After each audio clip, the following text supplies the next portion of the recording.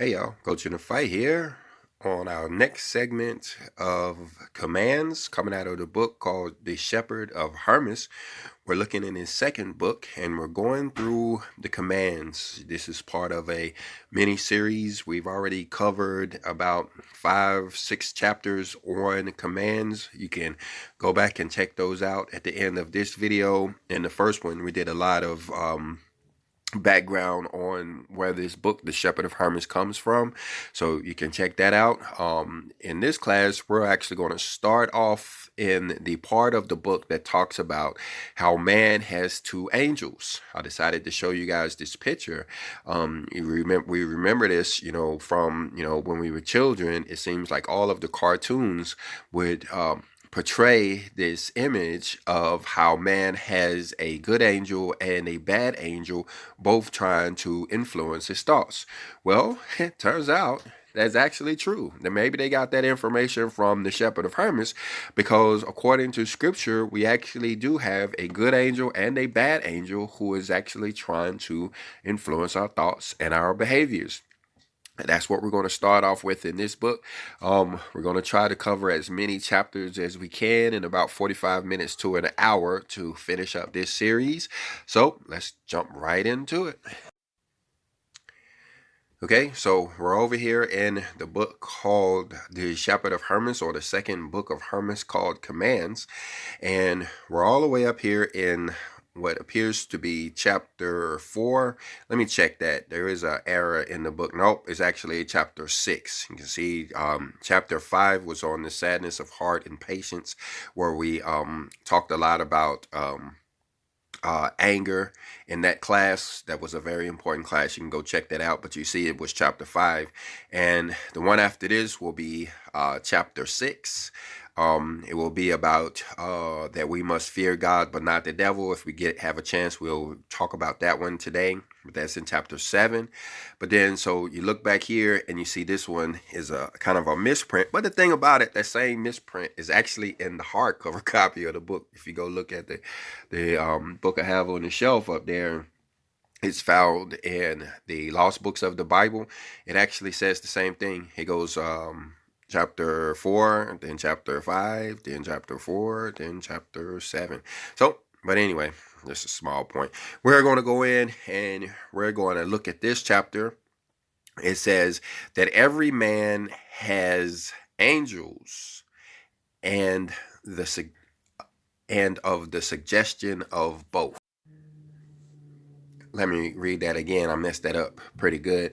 Just like in the other classes, I'm going to try to ignore these brackets here.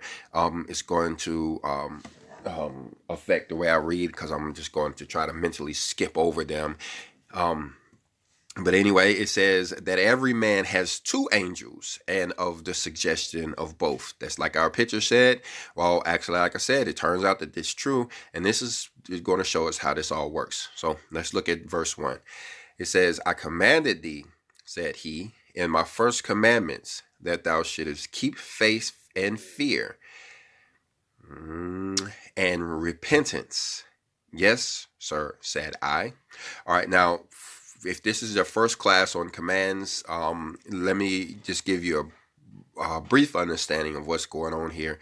You have the angel of repentance here, who is communicating with Hermas, who was given the task of writing down these commands and writing down the similitudes, so that Hermas can read them, and so that we all can read these commands. But he's given Hermas the commands firsthand. Like I said, this is the angel of repentance, and so they're kind of having a back and forth dialogue here, where the angel will give him a command, and sometimes Hermas will have a question on that command. All right, verse 2 says, he continued, but now I will show thee the virtues of these commands, that thou mayest know their effects, how they are just and unjust. Now, this is the second book called Commands, but it could very well be that the commands actually ended at verse 5. I mean, even in this one, it's not so much as giving Hermas a command, so much as he's telling him about these two angels that are affecting man. And then in the next one, it says that we must fear God and not the devil. The next section is that we must flee from evil and do good. And it goes on with even a few more, that we must ask God daily without doubting, talking about prayer. 10, you can see 11, 12. But it kind of appears that, maybe the command parts are over. And now he's, just giving him additional information. But let's just go ahead. Let's see, where are we at? Verse 3. Do thou therefore believe the righteous, but give no credit to the unrighteous. For righteousness keepeth the way, but unrighteousness the wicked way. Because here it is that he's actually, talking about the virtues or the virtuous nature behind these commands. So he's telling, Hermas to, believe in righteousness, but give no credit to unrighteousness. What you say is, for righteousness keepeth the right way, and unrighteousness the wicked way. And so we can see this, going on all around us. Those who want to do wicked, those that are unrighteous want to do wickedly, while those who are righteous are striving to keep the commandments of the Lord. And that's what he's talking about there. Verse 4 says, do thou therefore keep the right way, and leave that which is evil. For the evil way has not a good end, but has many stumbling blocks. It is rugged and full of thorns, and leads to destruction, and is hurtful to all such as walk in it. But, it kind of seems like this is, opposite nowadays. It seems like the wicked people are having the most success in life, and that goes all the way back to the days of Habakkuk, who said, why does it seem that the wicked prosper and those who do righteous are kind of humbled at this time? Well, it is the time that we live in. We're living in an age of wickedness right now, where wickedness is dominant. The age of righteousness is actually not going to start until after the tribulation is over. Then we go back, or go to the way things are supposed to be down here on the earth, where righteousness prevails. But in this time that we're in now, wickedness prevails. Good guys finish last. That's kind of true in where we are today. Verse 5 says, but they who go in the right way walk in evenness and without offense, because it is not rough nor thorny. But even though those guys seem to be prospering, it seems like they have a hard time about it. They have to fight for what they want, whereas the guy who is in righteousness, he may not have, all the material blessings, but he seems to be at peace. He sleeps good at night. Whereas the other guy, he may have trouble sleeping because of all of the wickedness that's going around him. Plus, he's worried about people stealing his stuff. He may have a lot of stuff, but he can't enjoy it because, the thieves are trying to break in and steal. And, so that's what he's talking about here, how, even though they seem to be doing better than those who are walking in righteousness, you have to understand that the true blessings of the Lord are peace. That's why you always hear people say shalom and peace unto you and wishing you peace, because that's the number one blessing of the Father. Other than, living through the tribulation, surviving to inherit the earth, one of the main things that our Father promises us is peace. And, we should recognize that when we see all of these wars breaking out here and there. Verse 6 says, thou seest therefore how it is best to walk in this way. Thou shalt therefore go, says he, and all others, as many as believe in God, with all thine heart shall go through it. Okay, so a little typo there. You can find this book over on YouTube if you don't want to purchase a copy of it. If you do want to purchase it, it's found in a volume of books called The Lost Books of the Bible and the Forgotten Books of Eden. But if you go in and just like the other books, if you just put in the shepherd of Hermas.pdf, you can find the translations of this book. This one here is actually the William Wake translation. It is the one that's found in the Lost Books of the Bible, the William Wake translation. It is the best translation. I believe it doesn't have so many intentional translation errors. Like when you jump over and you listen to the audio book of The Shepherd of Hermas on YouTube, I do, recommend that. It is a good book. It's kind of dramatized and, helps us to understand the story. That's when I listen to that is when I got a really good understanding of The Shepherd of Hermas. But the thing is, by the time I had read or listened to that audiobook on YouTube, I'd already read this book a few times. So it may have just been, helping me to understand. But it is a very good translation.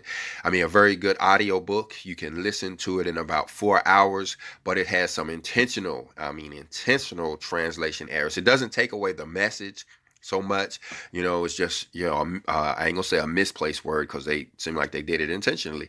And if you ever listen to it, you know what I mean. It doesn't take away from what the message is. It just kind of make your eyebrows go up and say, is that really what the Father meant to say?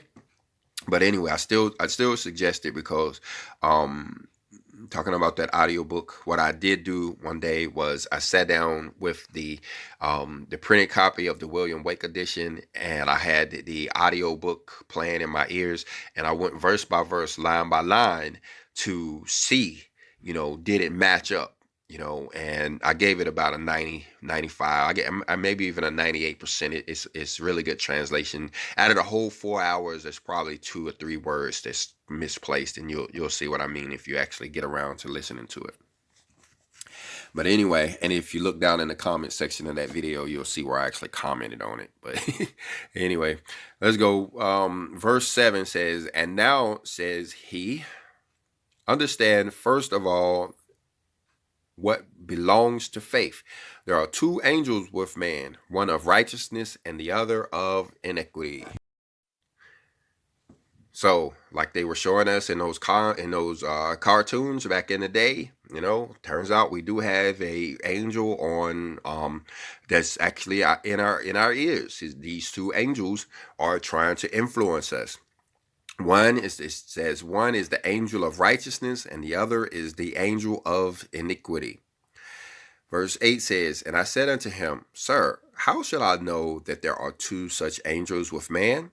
Here says he, and understand. So now what he's going to do now is he's going to tell us how to recognize these 2 angels when we see them influencing us. Of course, we can't see the angels like we did in the cartoons. You're not going to be able to look up and brush one off your shoulder like they did. But, you will be able to see the effects. You will be able to see the messages that they are telling us, And like I've talked about in all of the videos, I've gone through this. I've experimented with this. I've tried it. I've sat back and I've listened to these 2 angels. And what we're about to read is absolutely true. They will talk. You will hear them in the manner that's about to be described here. Verse 9 says, the angel of righteousness is mild and modest and gentle and quiet. When therefore he gets into thy heart, immediately he talks with thee of righteousness, of modesty, of chastity, of bountifulness, of forgiveness, of charity, and piety. Okay, so now this should be pretty easy to understand, but we really need to meditate on what he's talking about here. Because this is how we know when the angel of righteousness is talking to us. If he's there and he's communicating with us, he's going to be talking about stuff like bountifulness. He's going to be talking about forgiveness. When we're hearing, these voices in our head, this small, still voice in our head, or we hear, and it doesn't really sound like a voice. It sounds more like our own thoughts. It sounds like our own thoughts speaking to us, or, it sounds like we're just thinking, really. But when we're thinking of forgiveness, when we're thinking of charity, when we're thinking of piety, we are then under this angel of righteousness, right? And the opposite is true too. If what we're hearing is opposite, if we're not hearing about modesty, or if we're hearing about arrogance or stuff, we're hearing from the other angel. If we're not hearing about righteousness, but actually hearing how we should actually break the law, then we're hearing from that other angel. He's going to be talking in the opposite manner. Then it says, notice how it says that the angel of righteousness is mild and modest and gentle and quiet. Now, this is important. Like we learned in the last class when we were talking about anger, how anger pushes away the righteous spirit. So, if we are in a state of rage, there's no way we're going to hear the angel of righteousness. He's actually, like we learned in that class, he's actually going to go somewhere else, and wait till we calm down or whatever. Well, if his voice is already mild and modest and gentle and quiet, and we're yelling and screaming and fussing, there's no way we're going to hear this angel of righteousness. So there's no way we're going to be influenced by him. And righteousness, modesty, chastity, bountifulness, forgiveness, and charity, and even piety all goes out the window because we're drowning it out. And so that kind of makes it make sense. We go back and we listen to that class we did on anger. This is how it is that we're pushing this righteous angel away. We're just drowning it out. It's too quiet. Verse 10 says, when all of these things come into thy heart, know that then that the angel of righteousness is with thee. Wherefore, hearken to this angel and to his works. All right, just that simple. Guys, just that simple. When we're sitting there in a moment, maybe in rough times or something's going on, but when our thoughts are geared toward what we read there in verse 9, then we know that the angel of righteousness is there. It's a literal angel that's actually having his way with us and telling us about righteousness and piety and charity. And, so when we hear this, when something's going on, and we're hearing things like forgiveness, we need to embrace that and let it have its way with us, because it's trying to steer us in the right direction. But, he's going to talk about this other guy, and he's going to do the opposite. This angel of iniquity, if we find ourselves in a difficult moment, he is actually going to be trying to lead us in a whole different direction. We're going to learn here in a second. Verse 11 says, learn also the works of the angel of iniquity.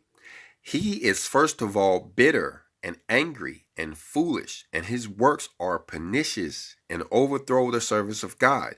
When therefore these things come into thine heart, thou shalt know by his works that this is the angel of iniquity.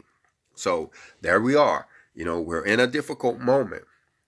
And, we're hearing things like foolishness, we're hearing things like anger, we hear those thoughts in our head are, towards bitterness or towards angry, saying that, we should be upset because this went on, or we should be angry because that happened. That's the angel of iniquity. He is speaking to us, and he's trying to steer us in the wrong direction.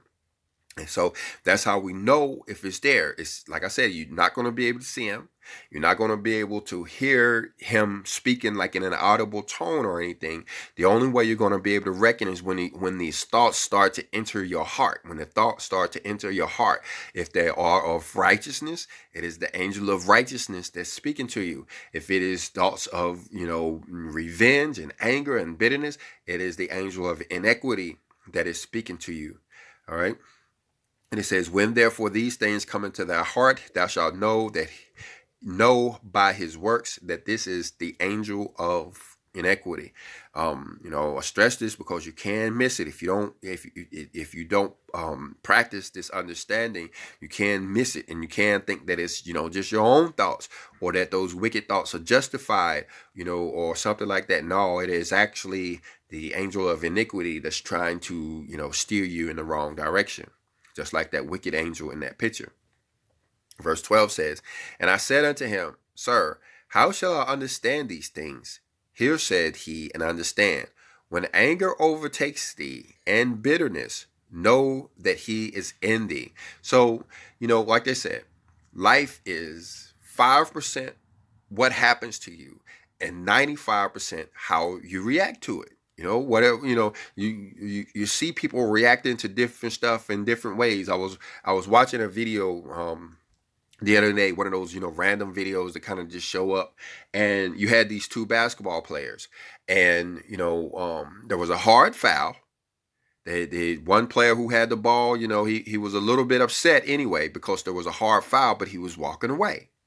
Well, the other guy, as he was trying to give the ball back to the ref or to the player, hit the ball in a way that it bounced off the offensive player's head. Actually hit him while he had his back turned. The ball came and hit him in the head. So that's the 5% what happens to you. Here he'd already been hard fouled. Now here comes this ball and it hits him in the back of the head. He knew where it came from. He knew that the guy who had just fouled him has now hit him in the head. So there's the 5%. So he turns around. His hands are still bound by his waist, but he turns around to see, what's going on. And there is the 95%, because he could have easily picked up his hand and hit the guy in the face. He could have felt justified. You've already fouled me once, and now you've hit me in the head with this ball.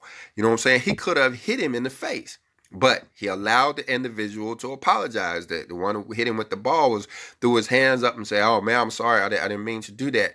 And so now the offensive player just said, "Okay," and just walked away. And that was it. It could have went a whole nother direction. And that's the way life is. It's 5% of what happens to you. Getting hit in the head and the ball is just the 5%. But what do you do in return? Do you get the ball, hit the guy back? Do you go over there? Do you hit him?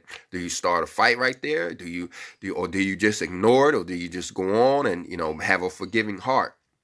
And so in that moment, you have the angel of iniquity, or the angel of righteousness, actually communicating with that offensive player, and it seems as though you can look and you can say, well, the angel of righteousness had his way. The angel of righteousness won out because forgiveness won in the end. He didn't get angry. He didn't get foolish. He didn't get violent. He actually, forgave the guy, and he went on, and the game continued. Both players remained in the game, and, the game went on. Well, we have to remember that, because, if he had allowed the angel of bitterness or the angel of iniquity to take him over in that moment, they might still be on the floor fighting. Because, that's just the way the anger of iniquity is. He wants to get you kicked out of the game. That's his job. That's his job, is to make you do the wrong thing, to get you kicked out of the game, to get you killed, to get you destroyed, to make you sin, to make you, offend. So it's his job to destroy you. I'm going to just say that. Okay, but that's not the only thing, right? He's saying anger, bitterness, know that he's with thee, but watch this. It's going to get in some real details here that we can pay attention to. As also, when a desire of many things, and of the best meats, and of drunkenness, when the love of what belongs to others, pride, and much speaking, and ambition, and the like things come upon thee,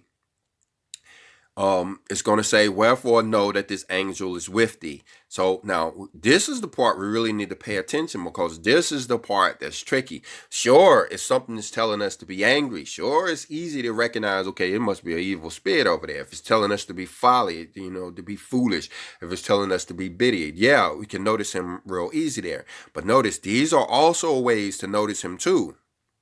When the desire of many things, that one ain't so clear. That one ain't so honest. When and of the best meats, and of drunkenness. And like I said, I've gone through this. I've in myself, and I've even watched this go on with my wife and with my kids and other people around me. This is actually how it happens. When there's evil spirit, this angel of iniquity is having an influence on you, it makes you want the best meats. You're not really satisfied with the food that you have available to you. No, you want to go to the store. You want to all of a sudden you have a desire for some special thing down there at that restaurant, or some other food that you haven't had in a long time. Whenever you feel that, things could be going good. It might not be a distressful moment. It may just be a random day, everything doing good. Well, all of a sudden, if you want this different kind of food, you get a desire, you get a desire for food. That's actually the angel of iniquity that's having his way with you. And he's going to continue to mess with you. He's not going to stop with that meat. He's going to continue to mess with you until he starts to make you angry. He starts to make you bitter. He's trying to destroy you. Remember that. Of drunkenness. Yeah, this is why, this, in my opinion, based on my own experiences, this is why there's a lot of people in the world who are hooked on drugs, because we're already subject to angry, moments anyway. We're always, subject to stress. It's just a part of life. Well, when the angel of inequity takes over, he makes you want to go get drunk. He makes you want to go get high. He makes you want, drugs or whatever. And that's what it's talking about here. Out of the blue, all of a sudden you want a beer out of or whatever. He's driving you to that. So just like the meats, if you just sitting there and all of a sudden you have a desire for some type of drug, whether it be alcohol or nicotine or caffeine or THC, whatever it is, chances are it's the angel of inequity that's having an effect on you. And so those two things we need to pay attention to, so we can see this angel coming. That's why the Hermas was allowed to get this information and share it with us, so we can recognize this angel of inequity.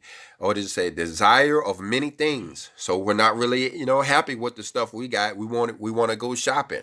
We want other stuff that we don't really have. We're not satisfied with the things that we already have. We all of a sudden have a desire for many things. That is the angel of inequity trying to influence us. The love of what belongs to others. So now we're getting covetous. We see this thing that somebody else got, and all of a sudden we want that thing. It ain't. This is the angel of inequity. Pride. Pride is a sign of the angel of inequity. So you see a person in a proud moment, they're being prideful, they're being arrogant or whatever. That's the angel of inequity that's having his way with them. Look at this one. And much speaking. You say, well, Coach, you talk an awful lot. Well, I really don't talk that much when I'm not making videos. But if I find myself talking a lot, when I'm not intentionally doing to make a video, if I'm just walking around the house and I gotta have much conversation with the kids, I'm recognizing that that's the angel of iniquity that's actually having an influence on me. He's affecting me in this way that's making me want to keep talking and talking and talking. And that's where your arguments end up, because he is there to destroy you. So he's gonna make you be talking. He's gonna make you prideful in that communication. He's going to make you covetous in that communication. Maybe he's going to get some alcohol going in your life so you could be drunk in this continual prideful communication, lusting after stuff, desiring after many stuff. His job is to, if you compile all of this stuff, it starts to sound like, yeah, he's about to start a fight. That's the angel of inequity. That's the angel of inequity's his mission. That's what he's there for. He's there to kill us. He's there to destroy us. And the like things come up on thee. So this is how we recognize that he's there, and we need to meditate on this stuff. Go back, guys, and find this book, whether you listen to the audio book or download the PDF or whatever you do. We need to study on this stuff because it's real. Like I said, I done tried this stuff. I done observed this stuff. When I was in the industry, I used to be in the nuclear power industry, and it was my job to observe people. I was an observer in most cases. All I did was walk around with a clipboard and a piece of paper, writing down what people did. Them people paid me $140,000 a year to watch people. So I know what observing is, and I've observed this type of behavior in other people, and this is exactly how it works. I may not be good at explaining stuff, but I promise you this is exactly how it works. So we really need to meditate on that and pay attention to that, because that angel of inequity, he wants to destroy us. That's his job. Verse 14. When therefore these things arise in thy heart, know that the angel of inequity is with thee. Seeing therefore thou knowest his works, depart from them all, and give no credit to him, because his works are evil, and become not the servants of God. We have to resist them. See, that's why it's important for you to recognize this stuff and understand this stuff, so when you see him coming, you can resist him. We can resist this angel of inequity. He's a weak individual. He's tricky, he's slimy, but he ain't got that much power. You know what I'm saying? When we see him coming, All we have to do is recognize him and then start to avoid him, and he'll flee off. He'll run off. So that's why it's important to meditate on this stuff. Give him no credit, because his works are evil, and become not the servants of God. You see this prideful behavior in the individual, this covetousness, this drunkenness. Those are not those are not of the servants of God. And here, therefore, thou hast the works of both these angels. Understand now and believe the angel of righteousness, because his instruction is good. So, whereas before, we got all of these ways to understand the angel of iniquity, well, we just understand the angel of righteousness to be true. To be opposite. Whatever the angel of iniquity is telling us to do, is telling us to be drunk, is telling us to, talk a lot, is telling us to be ambitious, is telling us to, desire many things and desire other people's stuff. Well, the angel of righteousness is going to be different. It's going to be telling us to be quiet. It's going to be telling us to be humble. It's going to be telling us to be satisfied with what things we already have. It's going to, telling us to be sober. It's going to be telling us to, not care about, being drunk or anything like that. So we have to, embrace his ideas. Because his job is to lead us to righteousness. His job, whereas the angel of iniquity is trying to kill us, the angel of righteousness is trying to make us live. It's trying to give us life. 16 says, "For let a man be never so happy, yet if the thoughts of the other angel arise in his heart, that man or woman must needs sin." So, if we allow this angel of iniquity to take us over, something bad gonna happen. He not gonna stop until we resist him, or he makes us sin. Simple as that. That's the only thing that's going to stop him. He's not going to stop on his own. It's like a fire. As long as he has fuel, it's going to keep burning. We either have to put that fire out by resisting him, or we let it continue to burn, and it's going to consume everything until he's going to destroy something. He's going to break something. He's going to destroy us. That's why Hermas is being given these instructions, so we can recognize this guy and we can start to fight him off, start to resist him. But let man or woman be never so wicked. If the works of the angel of righteousness come into thy heart, that man or woman must needs do some good. And so this guys, it's been my observation. There's sometimes, many times, especially as we progress through this thing and start to learn to put away unrighteousness, start to learn to put away anger and inequity and bitterness, you'll find yourself in a difficult moment. Maybe you have been allowing yourself to be angry and arguing, and then all of a sudden there's good thoughts start creeping in. Whether righteousness is trying to creep back in, it gives you the idea to pray for that individual that you are having this problem with, or that's having a problem with you.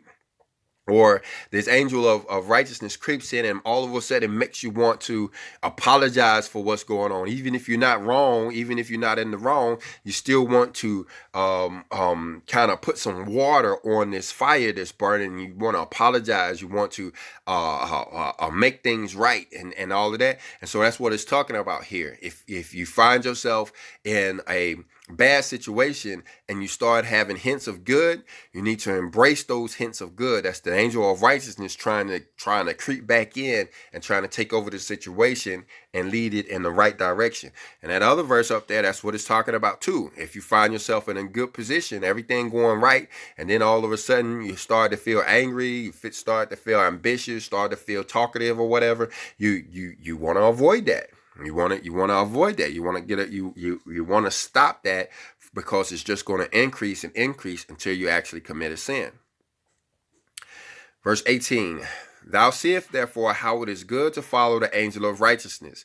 If therefore thou shalt follow him and submit to his works, thou shalt live unto God. As many as shalt submit to his works shall live also unto God. Talking about the righteousness. So we got to follow the good angel. We got to learn who this angel of iniquity is and start to avoid his antics.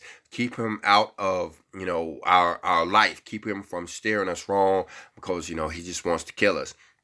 All right, so if we can learn this, learn how he is, learn how to deal with him, learn how to reject him, then we can start to live unto God.